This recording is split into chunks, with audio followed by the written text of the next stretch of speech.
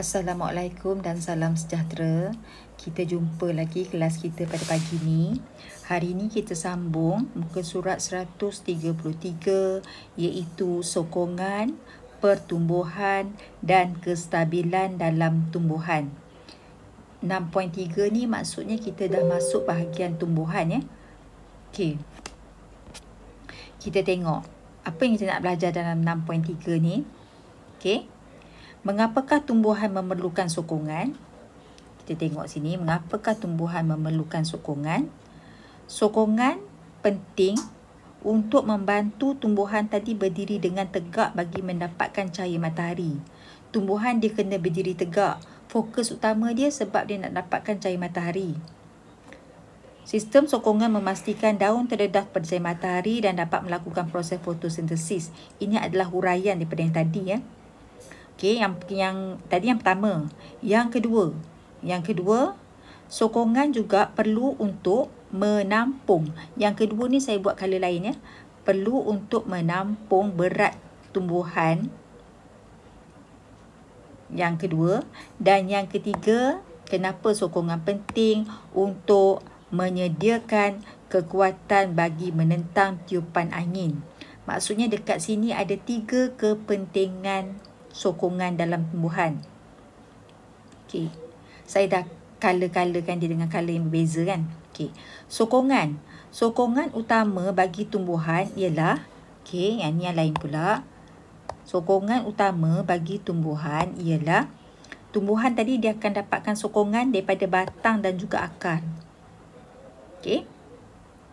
Batang, macam mana batang memberi sokongan? Batang akan menyokong berat batang itu sendiri dan juga berat daun. Okey, macam mana cara batang menolong? Dengan cara menyokong berat batang dia sendiri dan juga berat daun. Berat daun, bunga dan buah. Yang akar pula, untuk akar kita buat color lain. Akar pula memberi sokongan kepada tumbuhan dengan mencengkam tanah.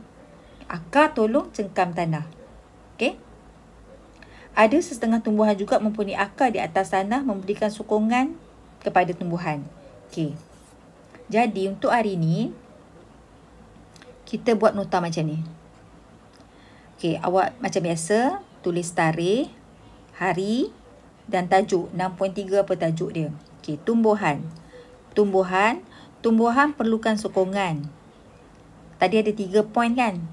Yang pertama, untuk berdiri tegak untuk dapatkan cahaya matahari bagi proses fotosintesis semua. Menampung apa tadi?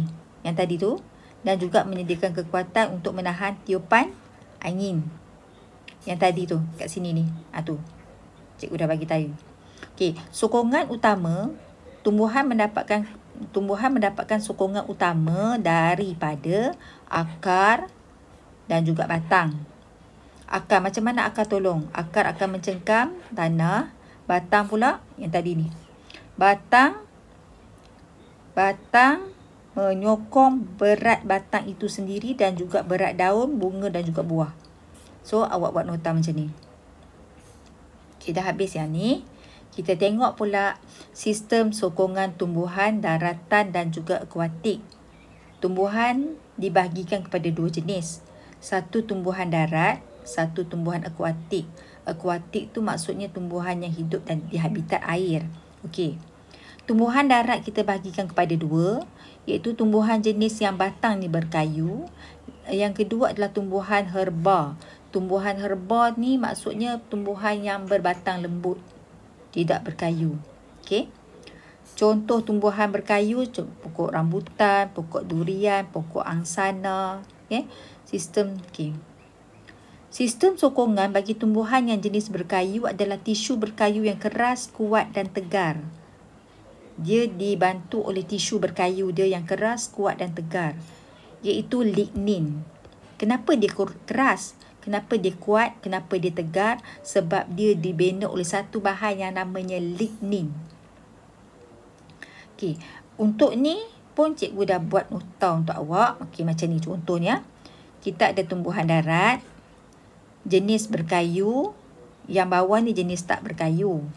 Okey. Tumbuhan berkayu, yang pertama, ni nombor 1, ni nombor 2. Ini nombor 2. Okey. Yang pertama, tumbuhan berkayu dia mendapatkan sokongan daripada tisu berkayu yang keras, kuat dan tegar dalam kurungan lignin. Okey. Yang kedua, tumbuhan berkayu ni dia dapat sokongan daripada akar banir, akar apa-apa ada lagi kat sini ni. Ni. Okey, untuk tumbuhan berkayu selain daripada dia dapatkan sokongan daripada tisu berkayu yang keras, kuat dan tegar, dia juga mendapat sokongan daripada sokongan tambahan. Sokongan tambahan dia adalah daripada sokongan tambahan pada tumbuhan berkayu ialah akar banir, gambar macam ni. Akar sokong, ni akar sokong. Akar jangkang, ini akar jangkang, biasanya di kawasan paya. Yang ni adalah sokongan tambahan untuk tumbuhan berkayu. Jadi awak tulislah kat sini, sokongan tambahan. Sini, tambah sikit, sokongan tambahan. Sokongan tambahan dari akar banir, akar jangkang dan juga akar sokong. Okey, habis yang tu. Tumbuhan tak berkayu. Tumbuhan tak berkayu dia dapat 2 sokongan. Pertama, sokongan daripada, kita tengok tumbuhan yang berkayu pula Tumbuhan yang tak berkayu. Tumbuhan yang tak berkayu. Tumbuhan tidak berkayu bergantung kepada air yang ada dalam sel batang dia. Dia bergantung pada air yang ada dalam sel batang. Maksudnya dia dapat sokongan daripada kesegahan sel. Sel tu segah, maksudnya dalam sel tu ada banyak air. Ini adalah sebab batang tumbuhan tidak berkayu lembut. Dan jika kurang air, dia akan layu. Jadi dia dapatkan sokongan daripada kesegahan sel. Sini. Tulis kat sini. Sokongan daripada kesegahan sel. Bergantung kepada, tambah. Ini saya saja tak tulis. Saya nak awak tulis. Bergantung kepada, bergantung pada apa? Bergantung pada air yang tersimpan di dalam sel batang. Sambungkan ayat tu. Okey, seterusnya. Sokongan tambahan. Tulis kat sini sokongan tambahan. Sokongan tambahan. Dia dapat daripada sokongan tambahan untuk tumbuhan yang berbatang lembut tadi. Sokongan tambahan dia adalah sulur paut. Macam dalam gambar rajah ni. Dan juga akar cengkam. Akar cengkam ni biasanya kita tengok pada orkid kan. Akar dia mencengkam batang pokok. Okey. Pokok orkid dan juga pokok duit-duit. Sulur paut ni pokok timun, pokok peria, pokok labu, pokok kacang. Dia dapatkan bantuan sokongan tambahan. So, awak tulislah kat sini. Sokongan tambahan, sulur paut, akar cengkam dan juga batang berongga. Ada satu lagi, batang berongga.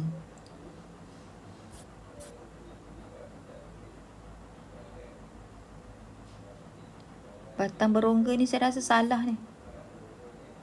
Bukan batang berongga. Yang ni kita padam.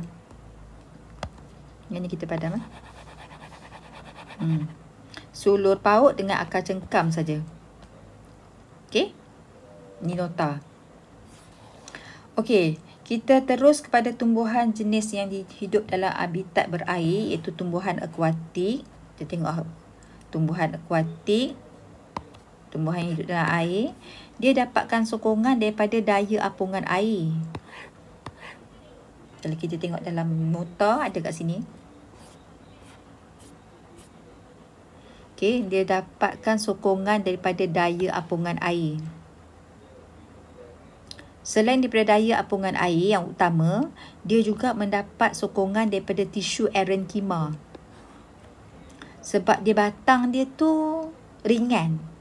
Batang dia ringan sebab dia ada tisu erenkima.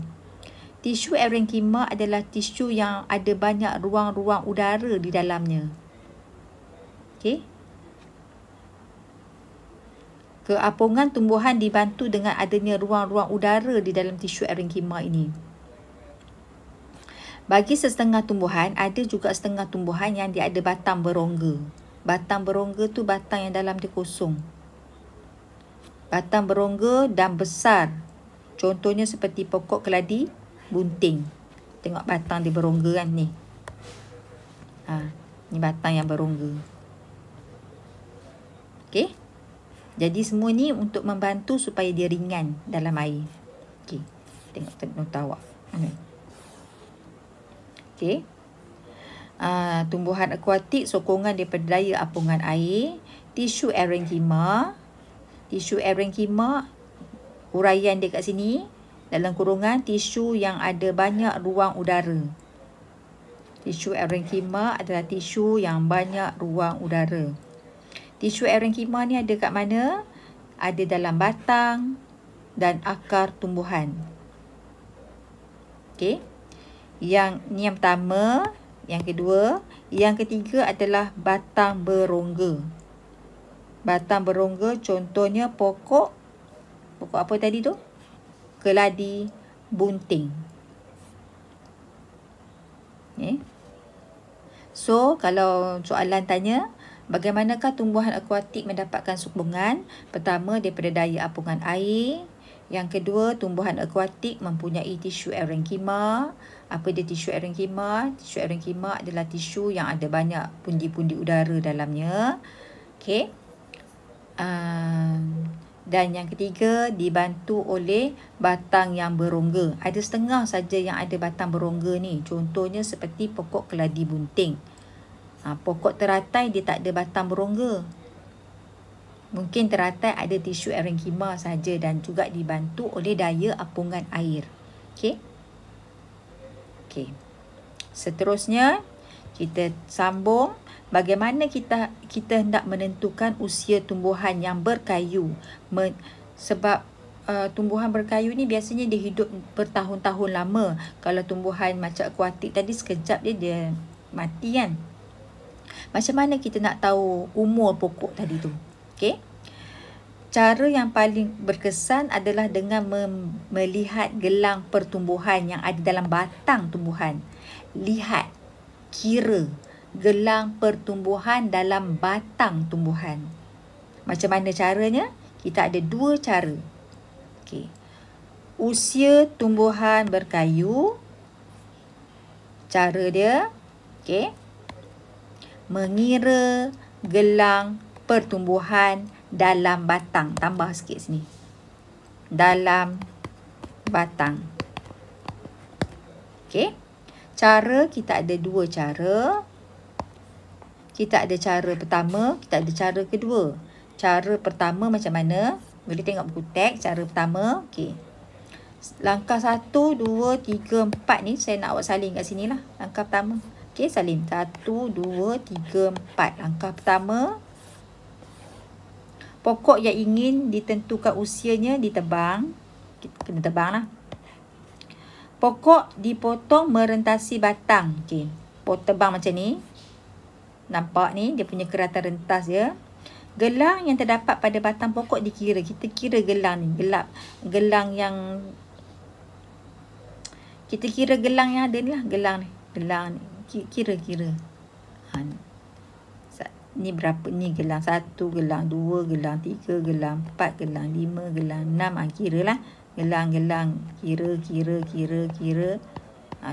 Kira. So, satu gelang mewakili 1 tahun. Jadi, kalau ada 10 gelang, pokok tu dah 10 tahun. Okey, contoh. Ni cara yang pertama. Cara yang kedua. Pokok tak ditebang. Kita tak payah tebang pokok tadi. Tapi kita korek menggunakan gerudi khas. Okey, ni gerudi ni. Ni gerudi alat ni. Pokok digerudi, maksudnya dimasukkan besi tadi sehingga 75% mata gerudi ataupun separuh ukur lilit pokok. Maksudnya kalau ni pokok, kita masukkan mata gerudi tu mungkin sampai sini. Separuh ataupun 75%. Kemudian mata gerudi dikeluarkan. Lepas kita masuk tu, kita keluarkan mata gerudi. Dan gelang pertumbuhan dikira. Dekat mata gerudi ni, dia ada color. Nanti bila kita keluarkan mata gerudi ni, kita akan nampak warna kat situ. So, kita kira lah. Kita kira. Okey. 1, 2, 3 sampailah mungkin 14. Mungkin kita dapat lihat color dia 14.